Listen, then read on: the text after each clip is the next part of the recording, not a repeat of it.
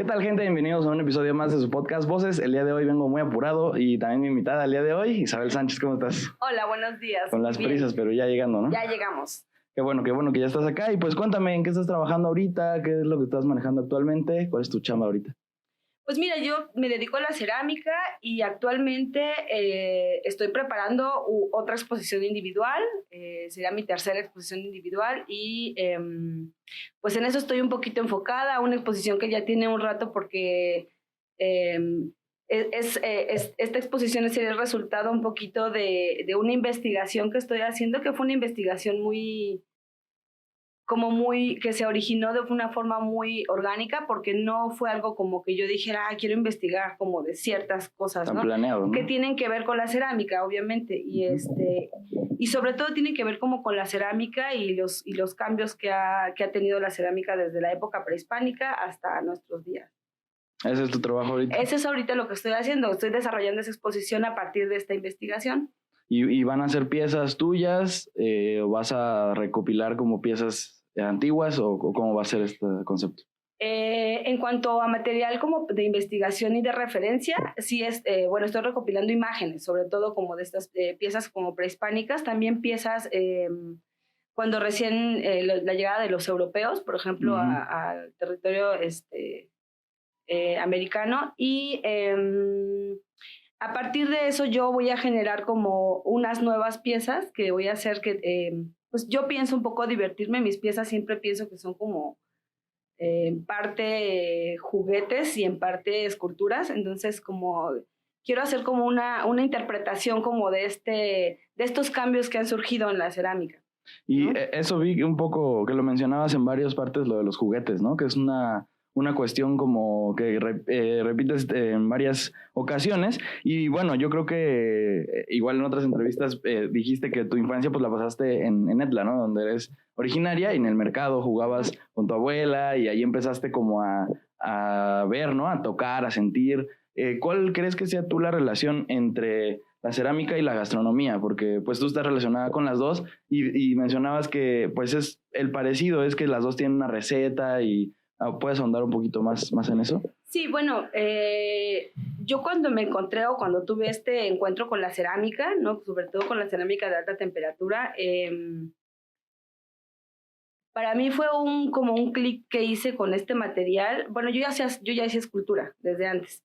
Pues cuando yo llegué o empecé a trabajar con este material que era la cerámica, que pues no había trabajado como tan seriamente, podría decirse. No, ni siquiera empecé a trabajarla seriamente, pero como ya tenía yo como destinado un tiempo para trabajar algo de cerámica, entonces cuando tuve este encuentro con el material, pues me di cuenta, y no fue también como inmediatamente, pero me fui dando cuenta poco a poquito que el material obviamente me iba gustando, porque yo de pensar en hacer una pieza, pues dije, no quiero hacer más, y de ahí me salió como un proyecto, y entonces me surgieron más ideas, y hasta ahorita llevo 15 años trabajando, 16 años trabajando cerámica. Pero este encuentro que tuve fue como darme cuenta poco a poquito, como esta relación que tenía la cerámica conmigo, sobre todo, o lo que yo tenía relación con la cerámica, perdón, al contrario, porque tenía mucho que ver tenía que ver con mi infancia y tenía que ver con muchas afectividades que yo tenía, ¿no? El hecho de sí estar, bueno, de crecer en un mercado, pues sí te marca mucho, primero porque crecí en una fonda, ¿no? De cocina. Pues la parte del traste y la parte de la cazuela y la parte del jarrito y la parte de la tacita y todo eso, pues fue parte de mi infancia. Y aparte que, pues crecer en un mercado y en esos años también que era tan... que la cerámica o el barro, sobre todo la cerámica de Baja, que era como tan abundante, y pues esos eran los juguetes de mi infancia, ¿no? O sea, ahorita ya hay otro tipo de juguetes, pero en ese entonces y en el lugar, en el contexto en el que yo crecí, pues esos eran como los juguetitos, ¿no? Sobre todo de las niñas, y bueno, también de los niños, pero en mi caso fue así. Entonces, esta parte como del juguete, pero también la parte de la cazuela de verdad, ¿no? De la cazuela de la abuela y de la cocina y de toda esta referencia que se hace a la cocina, hacia la comida y hacia el alimento, que también es bien importante, pues sin sentirlo yo me sentía a gusto, por decirlo, o sentía no cómoda, me sentía contenta, ¿no? O sea, no era nada cómodo porque la técnica de la cerámica es otra cosa, o sea, era para mí algo nuevo y hasta ahorita sigo aprendiendo un montón y también sigo teniendo muchas fallas y todo, pero me hace sentir contenta. Entonces, poco a poco fui descubriendo que había una conexión entre la cerámica y la cocina. Y después cuando ya lo vi como de una parte más afuera, dije, pues obviamente hay primero hay un parecido, ¿no? La conexión ya la tenía y después también encontré que había un parecido bien padre con la cerámica, porque pues sí, primero es que tienes como una pasta, podríamos asemejarlo más a la panadería, si quieres, ¿no? Entonces hay como pues hay como esta parte de la mezcla, hay esta otra parte donde cada uno pone como, agrega como sus polvos mágicos, ¿no? O como sus recetas mágicas, o ahí como que cada ceramista le agrega algo diferente, cada taller tiene algo diferente, como cada cocina tiene algo diferente. El sazón, ¿no? Entonces es como tú vas a comer mole, pero vas con 7 cocineros y son 7 moles diferentes, ¿no? Entonces, aunque sea el mismo, ¿no? Entonces, aunque sea la misma receta incluso. Y pues todo eso, como que tenía que ver incluso, bueno, y la parte del horneado, que pues es como también de las más obvias, que es la parte pues del horno y es donde hay como una cosa de equipo, ¿no? Entonces tú trabajas con el fuego y eso es pues algo bien bonito también y bien de sorpresa también en la cuestión de la cerámica. Sí, ¿no? Todas estas referencias como culturales que tuviste a la mano, como colores y eso. Yo una vez escuchaba al maestro Luis Zárate decir que los oaxaqueños tenían como tanta cercanía con el arte por el arte popular, o sea que ver todo el tiempo vasijas, textiles, alebrijes, pues era como irse dando cuenta de volumen, de colores, de espacios, entonces pues yo creo que eso fue lo que fue nutriendo también, y más viendo un mercado que es un lugar tan colorido, ¿no? Que tiene tantas cosas diferentes y pues yo creo que sí afectó mucho tu proceso que llevas hoy en día, ¿no? Que es muy distinto. Ahora pues sacas personajes de cuentos, ¿no? Y haces referencias como a cuestiones fantásticas y así. Habla un poquito más de eso. ¿Cómo te introdujiste en la cerámica de alta temperatura? Y bueno, fuiste al taller, ¿no? Del maestro Jerónimo, me parece. Jerónimo. Entonces, pues ahí fue donde... Pero cuéntame un poquito más, ¿cómo llegaste? ¿Cómo te diste cuenta que te gustaba? ¿Cómo te diste cuenta que eras buena también? Mira, yo estudié artes plásticas en Esmeralda, en la Ciudad de México, y ahora Ciudad de México, antes de F. Y ahí estuve haciendo como... Bueno, teníamos chance de entrar a varios talleres, entonces uno de los tantos talleres que yo cuando llegué de Oaxaca hacia el DF, pues yo iba con la técnica más del grabado, que eran mis maestros, los que primero me enseñaron aquí en Oaxaca, ¿no? Sí. Que eran grabadores. Y ahí pues estuve como probando en varios talleres de pintura, algunos de escultura, algunos de fotografía. Y al final me quedé me inclinaba yo más hacia la tridimensión. Entonces mis últimos talleres ya de la universidad fueron talleres más inclinados hacia la tridimensión, en escultura monumental. Y de ahí, bueno, una vez que salí de la Esmeralda, tenía un poco claro, si no muy, muy claro, sí sabía yo que tenía que regresar a Oaxaca. Entonces, cuando regresé yo a Oaxaca, busqué un taller de cerámica para hacer algunas cosas utilitarias. Uh-huh. Porque incluso en mi generación, el taller de cerámica en la Esmeralda no era un taller curricular. Era un taller que estaba por si tú necesitabas hacer algo. Pero en esos entonces, la mayoría de la gente, no digo toda, pero la mayoría de la gente estaba más emocionada por materiales nuevos, ¿no? Entonces, estos talleres como de tallado en piedra, de fundición, de metales, de cerámica, esos talleres estaban como un poco abandonados, ya casi nadie iba, de hecho nadie iba, muy poquita gente. Y los talleres donde estaban los maestros, que también eran muy buenos, pero que estaban dando como técnicas nuevas, como resinas, como silicones, como cómo hacer moldes, uh-huh. Toda esa onda que era así como mezclar y luego ver los resultados así como casi inmediatos, pues era como lo que estaba un poco como de moda, ¿no? En mi generación. Entonces, yo estuve como haciendo otro tipo de escultura con otro tipo de cosas, hice mucho con resina, mucho látex, uh-huh. Mucho silicón. Y cuando regresé, y entonces el taller pues de cerámica se veía un poquito más como un taller donde podías ir a hacer una taza o podías hacer un plato, o sea, no había mucha gente había 2 que 3 por ahí que usaban esos talleres para, pues como para proyectos ya más dirigidos como hacia lo artístico, pero generalmente era como de cosa más utilitaria. Entonces esta idea como que muchos tenemos de que la cerámica solo es como para esta parte utilitaria, en un momento yo no la tenía como de solo es para utilitario, pero cuando yo busqué un taller para hacer cerámica, era para hacer cerámica utilitaria y era para hacer cosas para mí, ¿no? O sea, hacerme, no sé, una tetera, unos platos, unas tazas. Pero afortunadamente cuando llegué a un taller, al taller que yo llegué de cerámica, pues era un taller de escultura en cerámica, aquí en Oaxaca, que es el taller de Canela del maestro Claudio Jerónimo. Entonces, pues tuve la fortuna también de que me aceptara el maestro trabajar desde el primer día que toqué su puerta. Entonces ahí me quedé como trabajando y cuando vi dije, bueno, pues es que esto es un taller de cerámica, pero esto es escultura, ¿no? Entonces cuando yo veía todo eso dije, pues yo ya no quiero hacer una taza, yo también quiero hacer una escultura.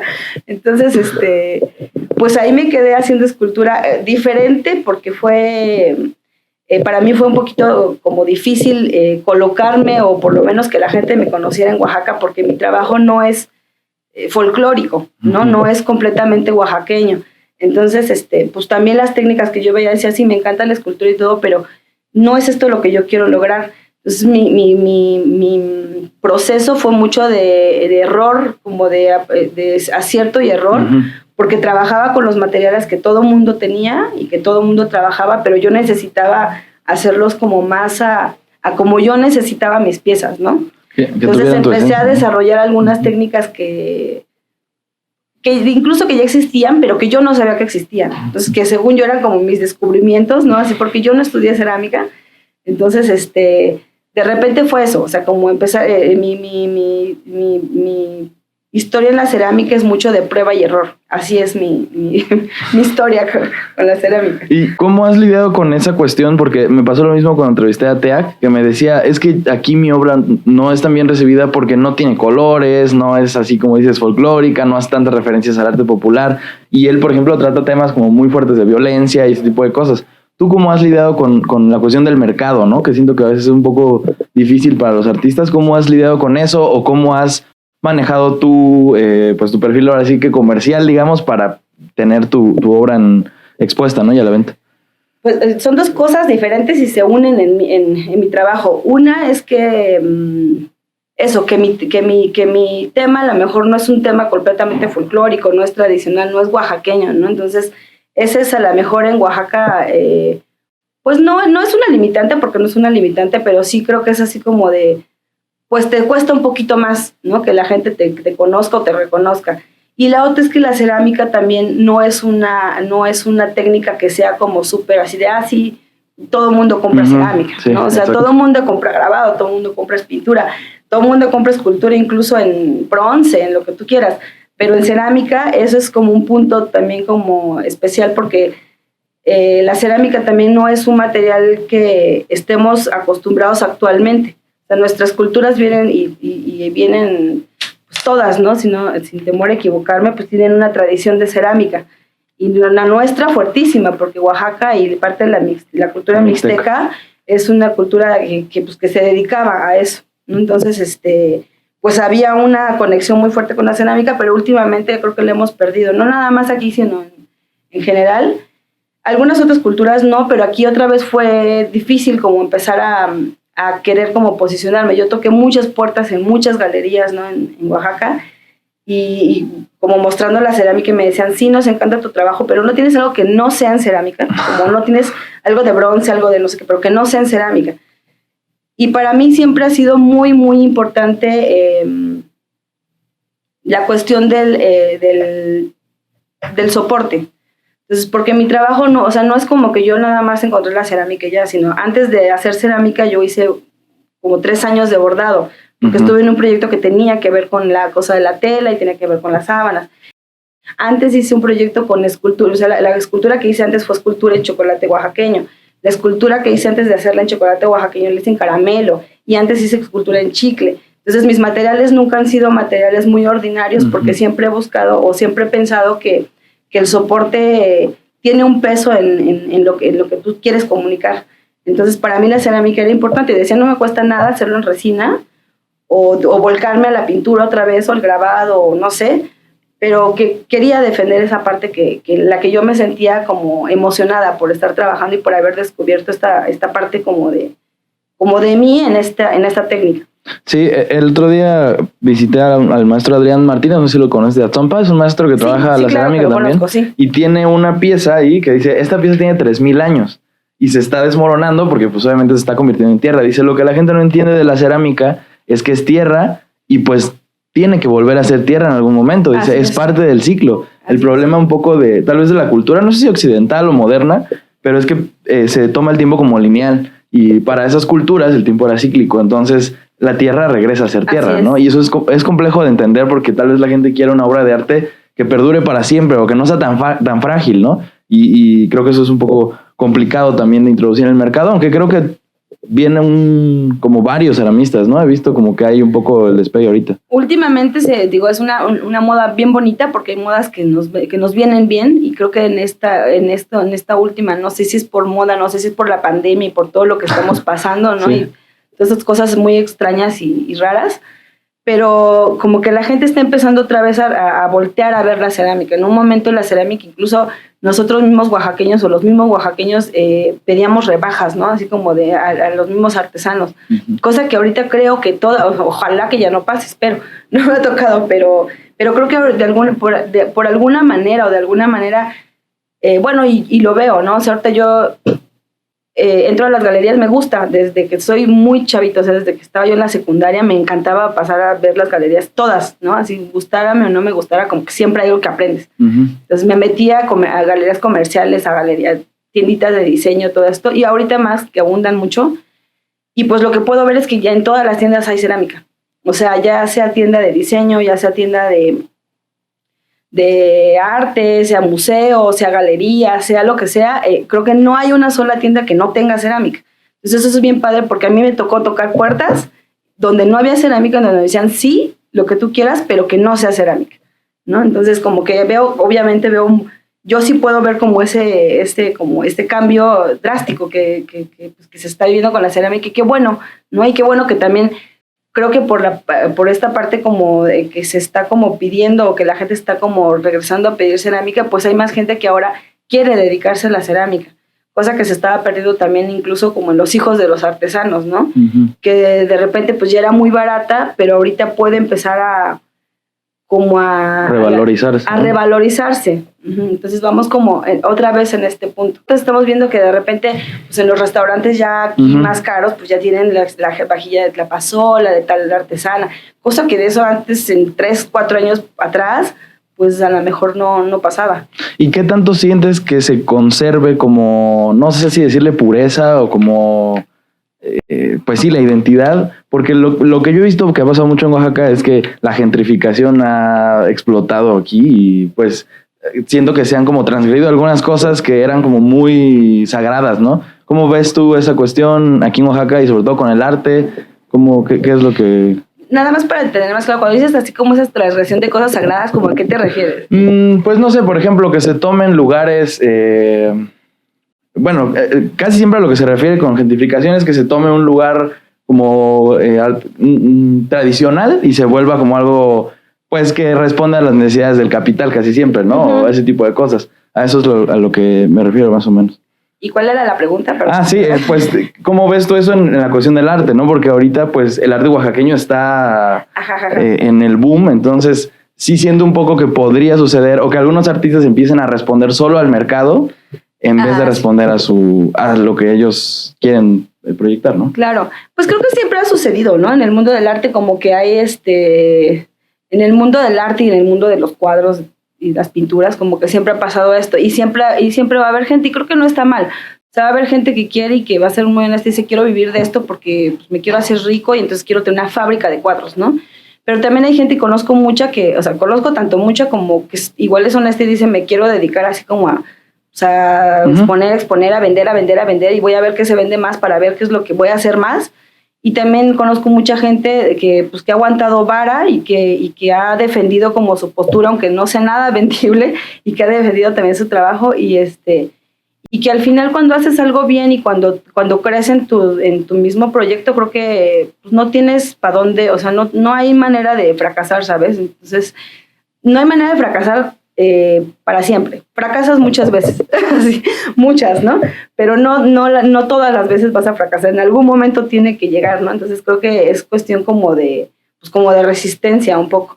Pero creo que hay como para todo. Entonces Oaxaca, como se ha vuelto, pues como lo dices, pues esta cosa como del ojo del huracán y como que todo el mundo voltea a ver Oaxaca y toda esta onda, pues creo que ha sido un poco gracias a eso también, ¿no? Gracias a que hay un montón de, pues que afluencia como de, pues de todo, porque hay de arte, ahí puede haber muchas, pues galerías comerciales y también tenemos muchísima artesanía buenísima. Entonces, toda esta parte del diseño y toda esta fusión que ya se está haciendo con gente que está llegando a Oaxaca, porque está llegando muchísima gente a Oaxaca de una manera casi desmedida, así, que está llegando muchísima gente, pues de alguna manera pasa lo que va a pasar con lo que ha pasado y que sigue pasando con la globalización, ¿no? Que se van imágenes, que se van ideas y que regresan y todo, pero también está otra parte donde pues vienen. Entonces, pues creo que nada más hay que tener ojo, porque creo que hay cosas bien positivas, tanto cosas negativas. Entonces, nada más hay que ver como con quién se hace y pues cómo está ¿cómo se llama? ¿Cómo está la colaboración? ¿No? Porque a veces la colaboración se entiende medio mal, ¿no? Se entiende que tú tienes que dar todo como artesano y que los demás tienen como el crédito, ¿no? Entonces nada más hay que ver que, pues, cómo se pueda trabajar en colaborativamente, pero honestamente, ¿no? En colaboración. Que es un poco lo que ha pasado con los textiles, ¿no? Sobre todo, que se han robado los diseños y aparecen luego en pasarelas de otro lado del mundo. Y eso es precisamente lo que como que me refería. No podía dar un ejemplo como tan claro, pero es eso, ¿no? Que veo que está sucediendo. Luego, bueno, es inevitable la referencia al maestro Toledo que trabajó contigo, que tú estuviste con él. Escuchaba por ahí que él te pedía como cosas bien raras, ¿no? Como para que tú lo ayudaras en su trabajo. Cuéntame un poquito cómo se dio el acercamiento con él y un poco como que ahora que ya, que lamentablemente falleció el maestro, se le tiene como una cosa muy mística, ¿no? O sea, como que se hizo un mito casi. Pero pues cuéntanos tú que lo tuviste ahí a la mano, cómo es el maestro, cómo fue el maestro y con su trabajo que hicieron. Pues creo que como muchos oaxaqueños que lo tuvimos muy a la mano, porque el maestro no era como, pues no era una cosa como que se anduviera escondiendo, más bien siempre andaba en las calles, en la biblioteca, sí lo puedes encontrar en todos lados. Y pues como una colaboradora más de tantísimos proyectos que hizo con mucha gente oaxaqueña, porque digo, yo me considero pues una de las muchas y cientos de gente que ayudó en el trabajo del maestro Toledo, o que colaboramos más bien para su trabajo, o en su trabajo, pues nada, fue muy padre porque justamente lo conocí en el taller de cerámica. Entonces, pues el maestro es una persona muy seria, yo también como que no lo molestaba mucho, pero alguna vez pues logró ver algunas piezas mías y de repente pues a lo mejor dijo, bueno, ella tiene buena manita, entonces de repente me decía, oiga, hágame un molde, ¿no? Entonces me empezó a dar como trabajitos, ¿no? Así como me empezaba a dar que me hagan un molde, que ahora quiero que me haga cierta cosa. O sea, sobre todo empezábamos con algunos moldes y algunas cosas que me pedía muy específicas para terminar cosas de su chamba. Y bueno, pues sí, me pedía cosas muy raras, pero yo creo que no soy la única que le pidió cosas raras. Yo creo que a todo el mundo le pedía cosas muy raras, porque si de repente llegaba con cosas así como de, no sé, con patitas de pollo, como con sacarle moldes a algunas espinas, entonces era como unas tiritas de algunos árboles, entonces era como, pues, me estaba como poniendo a prueba, o así son como todas sus piezas, pero no, más bien era así como que creo que toda la gente que trabajó con él te va a decir cosas muy extrañas acerca de sus piezas del maestro. Y bueno, hicieron una exposición, ¿no? Referente al... Bueno, colaboraron, ¿no? Para esta exposición que hizo el maestro que se llamó Duelo. No colaboramos. Esa exposición es totalmente de él. Ajá, okay. Pero bueno, como mucha gente que estábamos a su alrededor y que estábamos como por ahí trabajando en el mismo taller, pues de repente nos pedía así que hágame tal cosa, ¿no? Entonces, de repente yo me tuve la fortuna de colaborar para ciertas cositas, ahí nada más como ciertos detallitos que ahí ponía, okay. Y que no eran como exactamente como yo los hacía, o sea, de repente los trabajaba y él los acababa de trabajar y ya los ponía. Pero tuve la fortuna de ver todo el desarrollo de la exposición. No, bueno, es que esta exposición la hice como en un año. Entonces, como yo estaba trabajando en el mismo taller, pues de repente me decía, hágame tal cosa, ¿no? Y ya. Y luego sí iban a trabajar, ¿no? En una exposición que tenía que ver con el oso y lamentablemente pues falleció el maestro, ¿no? Si quieres cuéntame un poquito qué estaban trabajando ahí y cómo era el concepto como de esa exposición. Esta fue una propuesta que me hizo el maestro. El maestro me hizo una propuesta de trabajar un proyecto que yo creo que él ya lo tenía como pensado, porque me platicó acerca del proyecto, incluso me llevó algunos libros para que yo los checara y que tenían que ver sobre el mito del oso en Dinamarca, en algunos países nórdicos de Europa. Y bueno, empezamos a hacer algunas piezas, realizamos varias piezas que generalmente rompí algunas no le gustaban y algunas incluso pues, salían ya rotas del horno. Entonces, no logramos hacer como, no sé si hay por ahí dos piececitas o una piececita que se lograron. Las demás ya no se lograron, pero hicimos varias y pues desafortunadamente pues ya no pudimos continuar con el proyecto pues porque falleció el maestro. ¿Y esas piezas están en la casa del maestro? ¿Están en tu colección personal? ¿Dónde están esas piezas? Pues debe estar con el maestro. Bueno, pues sí. Una cosa que me llama la atención de la cerámica y que platicaba ese día con el maestro José Luis García, que es de Oaxaca, igual un ceramista, y me decía que, dice, yo he hecho las cosas al horno y ya el horno hace su trabajo, ¿no? Dice, por ejemplo, me enseñaba una pieza y decía, este tiene humo, ¿no? Por ejemplo, se le ve el humo y así. ¿Cómo trabajas tú con los errores? Porque siento que en la cerámica pues es un equipo de dos, ¿no? O sea, eres tú y el horno que es otra parte de tu equipo, más que una herramienta, ¿no? Entonces, ¿cómo trabajas tú? También hay una técnica, no sé si la conozcas, si no recuerdo el nombre, siempre se me va, japonesa, donde restauran platos que se rompen con oro. Y eso pues es lo bello, ¿no? De la obra. ¿Cómo lidias tú con eso? A ver, primero la primera. Me decía lo del equipo, del horno. Sí, es un equipo, pero pues cada persona que trabaja la cerámica tiene como una técnica diferente o una manera diferente de trabajar la cerámica. En mi caso, por ejemplo, muy difícilmente hago como a ver qué sale y el horno a ver qué me entrega, ¿no? Así. Porque eso es bien bonito, el horno nunca te va a entregar algo horrible, o sea, siempre va a haber algo, siempre hay una magia porque siempre hay una cocción y el fuego de por medio siempre va a entregar algo interesante, ¿no? Y orgánico, sobre todo. Pero en mi caso, como soy un poquito más, no sé, como controladora, no sé cómo poder decir, como que me gusta más controlar mi trabajo. Obviamente no estoy cerrada porque yo sé, esta parte del horno sé desde un principio, desde la primera pieza que yo metí, que dije, wow, aquí hay como una cosa bien padre porque yo puedo dar como todo lo que yo puedo saber de lo poco que sé de cerámica y de los vidriados y todo, pero también hago un ejercicio muy mental, o sea, como que siempre estoy tratando obviamente estoy pintando con 4 blancos, que en este momento son blancos, pero que yo sé que uno va a ser azul, uno va a ser gris, uno va a ser blanco y uno va a ser brilloso, transparente. Entonces, en el momento también es un ejercicio como en la cabeza de saber qué estás poniendo y cómo lo estás poniendo, para que yo no anoto, pero trato de acordarme. Entonces, más o menos para que la siguiente pueda hacer algo así, o por lo menos, si no quiero hacer lo mismo, controlar esa parte, porque en mi caso yo trato de dar lo mejor que pueda y lo más controlable que yo pueda. No soy tan cuadrada, ¿no? O sea, no es una cosa como de, no se me puede pasar. No, pero sí trato de ser lo más limpia y lo más, podría decirse como lo más específica posible cuando aplico mis materiales, para que yo tenga una idea de lo que me va a dar el horno. Ya la sorpresa que me dé el horno es como ya es el extra, pero no dejo que el horno me lo dé todo. Como que yo trato de controlar hasta donde yo puedo y que el horno me dé esa sorpresa, pero que yo sepa más o menos el resultado que voy a obtener. Sí, o sea, controlas más esa parte, ¿no? De no dejar que el horno te aviente humo por todos lados. Porque tu obra es diferente. Bueno, ¿no? También hay otros tipos de quemas. O sea, el humo hay una técnica muy, muy padre y también hay quemas en las que lo que se busca es el humo. Entonces, esas técnicas son donde ya apagas el horno y el humo se fija la pieza. Esa es como ahí sí tú estás buscando el humo, o sea, ese sí es buscar el humo, y eso pasa sobre todo en las quemas de baja temperatura. Sí. Y bueno, dices que no anotas, ¿no? Pero, por ejemplo, ¿cómo es tu proceso?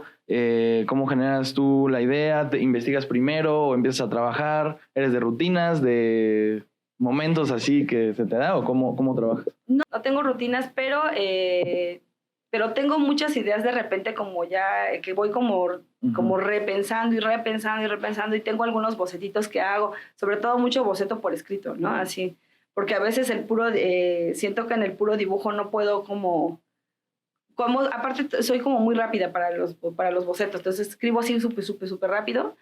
Entonces en el dibujo no le pongo tanto tiempo como en la cerámica.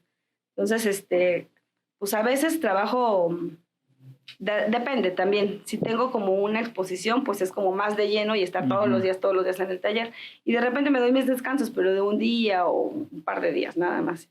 Pero depende, ¿no? De lo que estés trabajando. Sí, por ejemplo, esta investigación que me decías que estás haciendo ahorita es distinto, ¿no? Pero esa investigación tiene ya mucho tiempo. O sea, yo creo que tiene unos 4 años, pero no es una cosa como que diga, ay, la quiero terminar para tal fecha. Como que es una investigación que le he dejado abierta y que en un momento dije, bueno, pues es que esto ya es como mucho material como para escribir algo, para darle forma a algo, ¿no? Pero no fue con ese fin. O sea, no fue como de, ay, voy a empezar así de hoy, sino que más bien fue como empezar a escribir cosas, empezar a anotar algunos libros interesantes, de repente piezas que yo veía, entonces como que fui haciendo conexiones con algunas cosas, algunas información, perdón, y así fue como fue surgiendo. Entonces de repente dije, ya tengo que darle forma a esto porque ya es mucho y me puedo seguir y seguir y seguir y seguir. Entonces hasta ahorita es como, esta investigación, por ejemplo, es una investigación, te digo, pero no es como que todos los días tenga que ir a la biblioteca o todos los días me siente 3 horas frente a la computadora, más bien es como es más como libre y un poco más orgánica, pero es constante. Sí, exacto, ¿no? Delimitaste ya, dijiste acá y esto se convierte en algo tangible, ¿no? Sí. Y bueno, ¿quiénes son tus referentes? ¿Qué es lo que te gusta consumir de contenido en general? Películas, series, música, no sé, ¿qué es lo que te gusta? Últimamente música clásica, de todos los clásicos, así es lo que me gusta más porque creo que me estoy concentrando mejor así. Y creo que hasta ahorita, porque generalmente me gustaba trabajar mucho en silencio. Soy más como de escuchar el pajarito y las hojitas y así, pero últimamente música clásica. Pelis, últimamente no he visto muchas porque tengo un par de niñitos ahí, entonces lo que he visto más bien puede ser como de caricaturas o anime. Y lo que ahorita últimamente lo que estoy leyendo es algún librito de hongos, por ejemplo, que estoy leyendo que me compré, pero yo me compro muchos libros ilustrados, compro como más libro de niños, ¿sabes? Así, entonces eso es lo que me emociona mucho.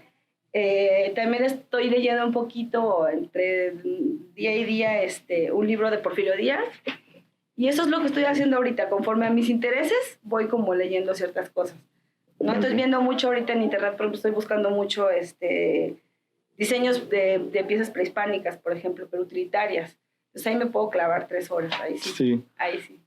Sí, algo que mencionabas que me gustó mucho, que dijiste, que es que mantienes viva tu capacidad de asombro.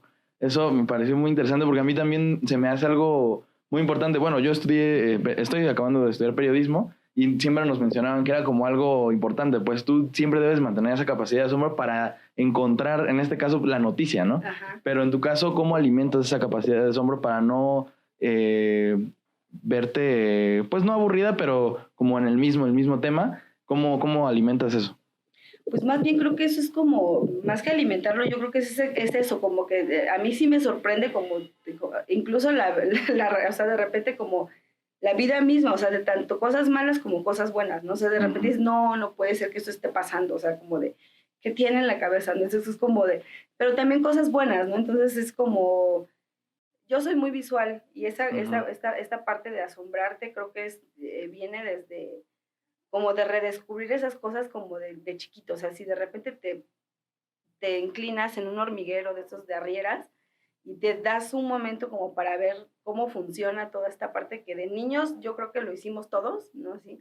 Entonces volver como a esta cosa y decir, wow, o sea, como de esta organización y estas piedritas y cómo las van sacando y por tamaños y eso que dices, en cosas tan pequeñitas puedes encontrar como para trabajar 3 años, ¿no? Entonces es así como, pues creo que es el día a día, ¿no? Y es como nada más estar como receptivo, más que alimentar es como eso, como estar receptivo a todas las pequeñitas cosas que nos pasan enfrente todos los días y que pues, las dejamos ir por huellas, porque estamos enfocados en otras cosas pues que son parte de la vida, pero que no es lo único. Yo creo que es como la nariz, eso, porque, sí, porque, bueno, leí ese día, tiene poco que encontré esa referencia, pero dice que nuestro cerebro ignora nuestra nariz, o sea, nuestros ojos todo el tiempo la están viendo, pero la ignora, entonces es algo así, ¿no? De repente, si pones atención, puedes verla, Claro. pero si no, pues jamás vas a ver que tienes un lunar aquí o cualquiera de esas cosas, ¿no? Creo que eso tiene mucho que ver. O que la traes. Ajá, exacto, no te puedes dar cuenta si la traes o no. Vi que hiciste también una exposición en la Galería NN, bueno, a mí me encantó todo lo que hiciste con los laberintos y esta cuestión. Platícame un poco más porque yo quedé fascinado, me gustó mucho, la verdad. Ay, qué bueno, muchas gracias.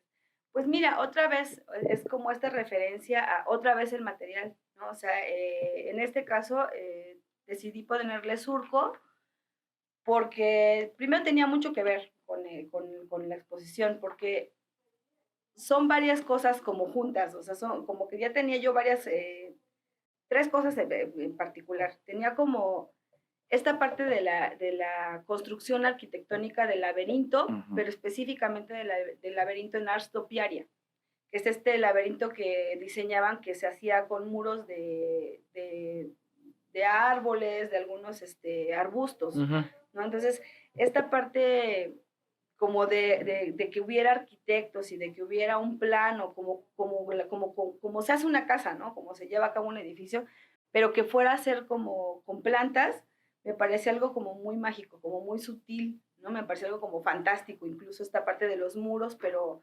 de arbustos, ¿no? De flores. Entonces esa parte siempre me pareció muy, muy fantástica, entonces era como un punto que siempre lo tenía y lo tenía latente y lo tengo latente siempre, como esta parte del laberinto, pero específicamente el del Ars Topiaria.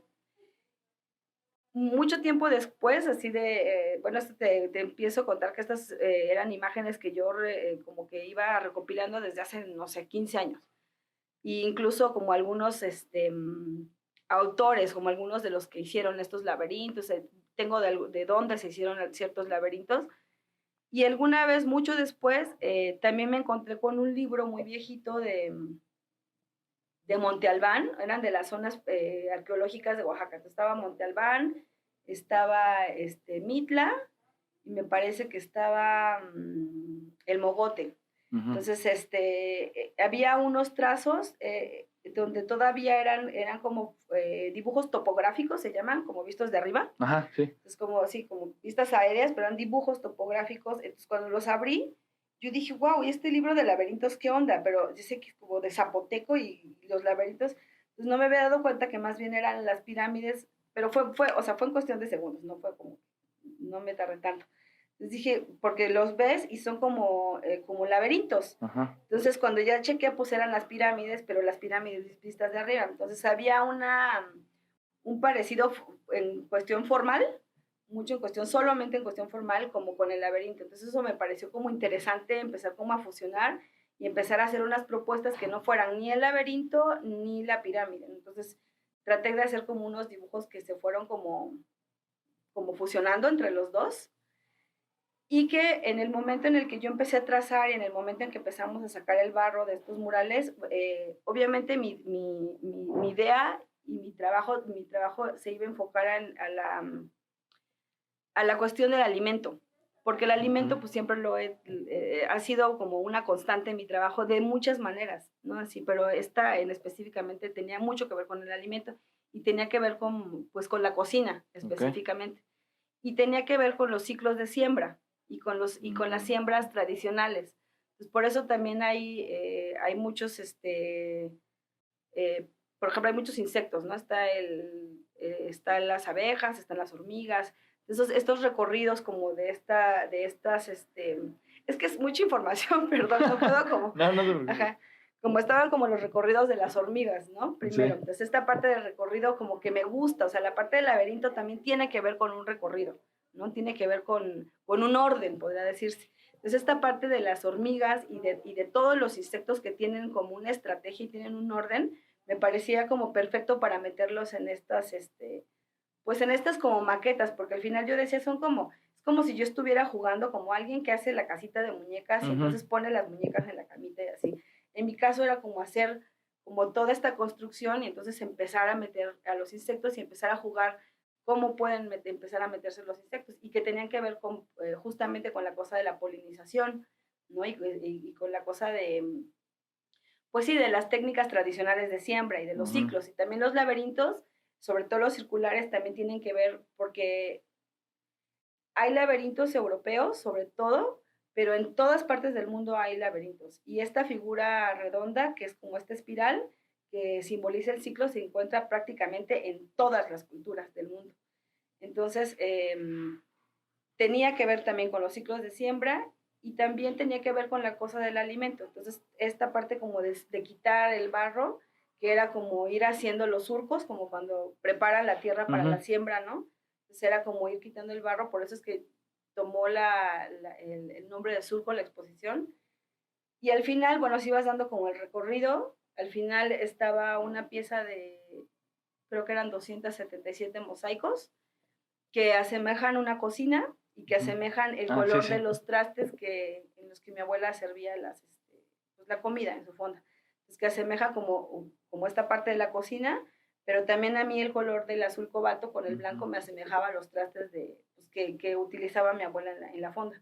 Entonces era como un poco un homenaje último como a esta parte de mi infancia, ¿no? De la cocina. Órale, qué interesante. Es muy complejo, ¿no? Tiene muchísimos Son elementos. muchas cosas. Ajá. Y la verdad es que de repente yo decía, bueno, tengo que meter esto, no sabía cómo hacerlo y de repente dije, bueno, ya nada más lo voy a hacer. Entonces estaba como, me di muchas pausas para pensar lo que estaba haciendo porque creo que eran como muchos conceptos, pero al final me gustó como toda esta relación y cómo fui trabajando. Me divertí mucho y me gustó trabajar como para mí como maquetas, ¿no? Sí, claro, muy interesante y ese trabajo creo que, al menos a mí, por lo que me estás diciendo, pues enmarca todo lo que me acabas de decir en toda la plática, ¿no? La cuestión de la gastronomía, la cuestión de los ciclos, la cuestión de la cerámica, tiene de todas las partes y creo que es una gran obra. Y también tuviste una exposición en la 4/7, ¿verdad? En 2016, sí, que se llama Cúrame. Cúrame de también, este mal sueño. Si quieres, háblame también de eso.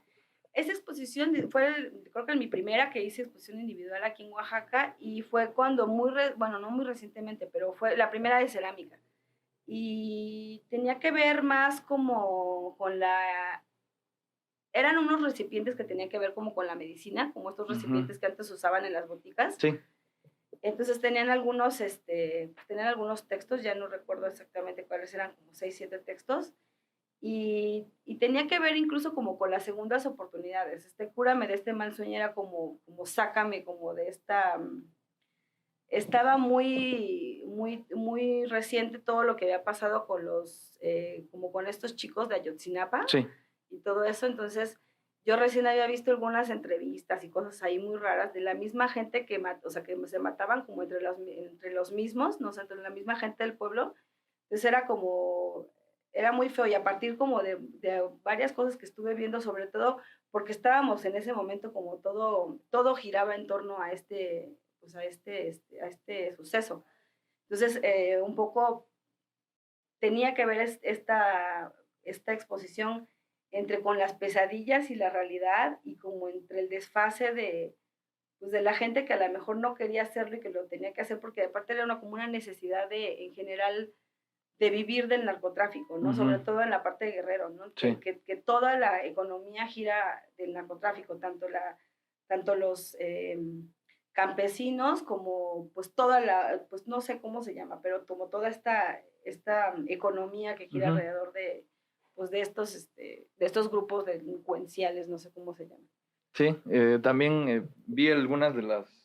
Hay una foto tuya con una de tus piezas y que me gustó mucho. Y también ya para ir cerrando, hubo una mención muy importante de un artículo de Forbes que te mencionó como una de las 100 mexicanos más creativos, ¿no? del país. Cuéntame un poquito cómo te enteraste, cómo se ve el acercamiento y pues sí, un poco mencionabas en esa misma entrevista que te gustaba que esto pues exponenciaba más tu trabajo, ¿no? Se mostraba más gente, ¿no? Cuéntame un poquito de esa experiencia. Mira, fue bien bonito para empezar. La persona, tengo un coleccionista, entonces este coleccionista yo no sabía que era el editor de la revista y que era el director de la revista.